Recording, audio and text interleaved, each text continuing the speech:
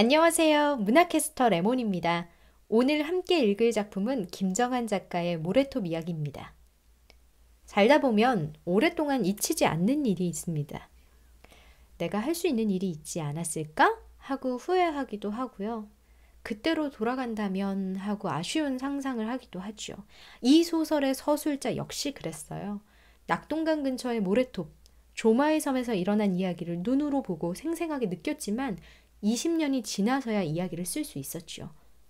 관찰자인 나는 20년 전에 만난 조마의 섬 학생과 그 가족들의 이야기를 회상하는데요. 현재에서 과거로 돌아간다는 의미에서 역순행적 구성이라고 할 수 있고요. 또 과거의 이야기와 현재의 이야기를 나누어 썼다는 점에서 액자식 구성이라고 할 수 있습니다. 액자 밖의 이야기는 간단해요. 나는 20년 만에 이 이야기를 써야 했습니다. 이 기막힌 이야기를 침묵할 도리가 없어서요. 액자 내부의 이야기, 과거의 사건은 20년 전으로 거슬러 올라가지요. 나는 K라는 인류중학교의 선생님으로 일하고 있었습니다. 그때 나의 눈에 건우라는 학생이 들어왔지요. 첫 번째 이유는 동정심 때문이었어요.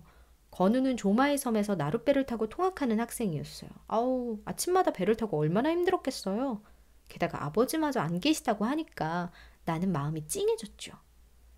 별명도 거무예요. 거무는 거미의 사투리인데요. 거미가 물에서도 날쌘 존재라서 그런 별명을 붙여줬다고 합니다.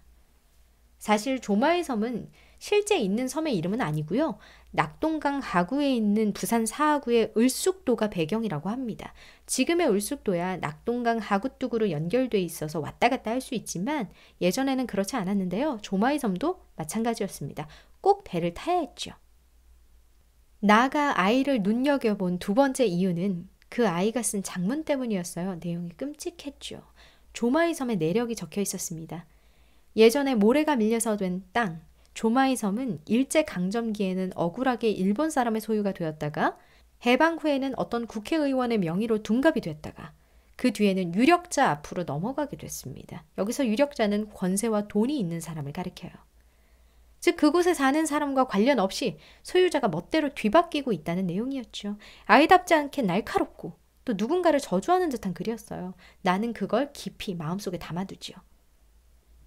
어느 날 나는 건우네 집에 가정 방문을 합니다. 예전에는 담임선생님이 학생의 집을 방문하는 게 의무였다고 하죠. 물론 미리 환경조사표를 확인하긴 했어요. 건우의 아버지는 한국 전쟁 때 돌아가셔서 안 계셨죠. 어머니는 부지런히 농사일을 하시고 할아버지는 어업을 하시면서 생계를 꾸려가는 형편이었습니다. 나는 당연히 육지에 사니까 조마의 섬은 처음이죠. 그런데 생각보다 조마의 섬이 정말 먼 곳이었어요. 버스를 45분 타고 나룻배 터까지 가서 기다리다가 또 나룻배를 타고 가보니 한 2시간은 걸리더라고요. 건우는 매일 이 거리를 통학했던 거예요. 나는 집에 들어서면서 놀랍니다. 어머니와 할아버지 모두 바깥일로 바쁘실 텐데 살림이 가난하기는 하지만 먼지 하나 없이 깨끗한 집이었어요. 그러고 보니까 건우 역시 한 번도 지저분하게 하고 다닌 일이 없었죠. 공부방으로 눈을 돌린 나는 섬 얘기라는 노트를 발견합니다. 그건 건우가 지금까지 섬에 일어났던 일을 엮어둔 일기였어요. 나는 젊은 선생으로서의 열정으로 건우를 독려하죠. 그의 손을 잡으면서 넌 희망을 가지고 살아야 해 하고 다독이죠. 좋은 선생님이죠. 어머니는 건우가 무척 좋은 선생님을 만나서 기쁘다면서 좋은 이야기 많이 들었다고 합니다. 누구에게 들었을까요? 조마의 섬에서 건우 외에 나를 아는 인물이 한 명 더 있었습니다.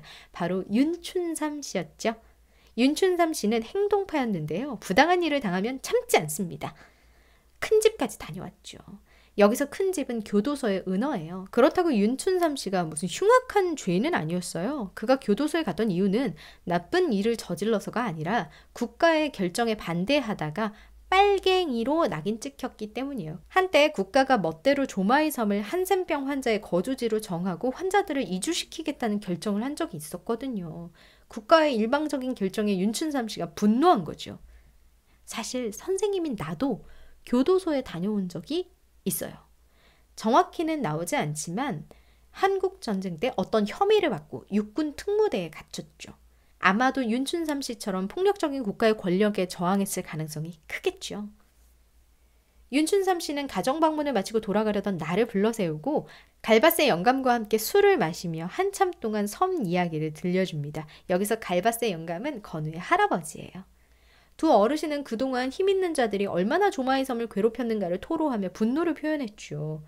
나는 일제강점기에 시행했던 부당한 조선 토지 사업에 대해 들으면서 조마이 섬 사람들의 억울함을 짐작합니다. 그 만남으로부터 두어 달이 지났어요. 나도 건우와 정말 많이 친해졌죠. 오랜만에 건우의 초대로 수박을 먹으러 건우네로 가려던 즈음이었어요. 하필이면 비가 내리기 시작하더니 폭풍으로 변합니다. 번개에 비바람까지 너무너무 사납죠.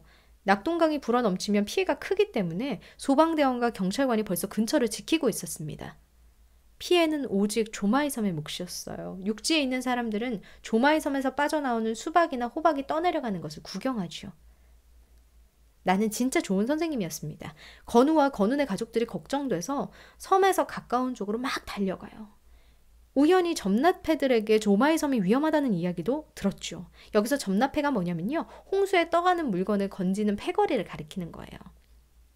유력자가 보낸 사람들이 육지와 섬을 잇는다고 매립을 시작했대요. 그 매립이 뭐냐면 하천 바닥을 흙으로 메우는 건데요. 이때 비가 많이 오면 위험해질 정도로 허술하게 둑을 쌓아 올렸던 게 원인이었습니다. 조마이 섬 사람들이 이런 걸 원한 적도 없어요. 나는 긴 다리 끝에서 겨우 윤춘삼 씨를 만납니다.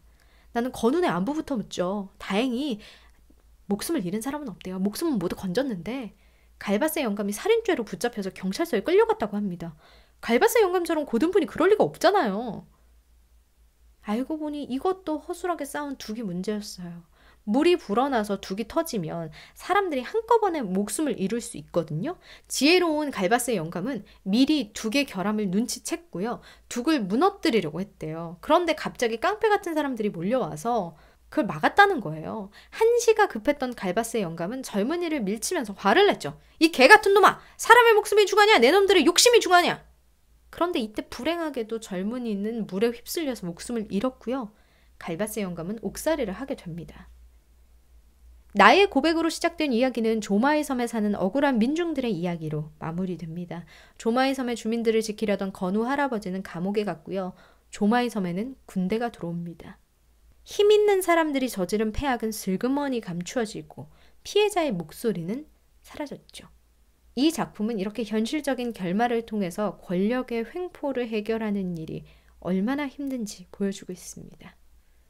김정환 작가의 모래톱 이야기 여기까지였고요. 지금까지 문화캐스터 레몬이었습니다.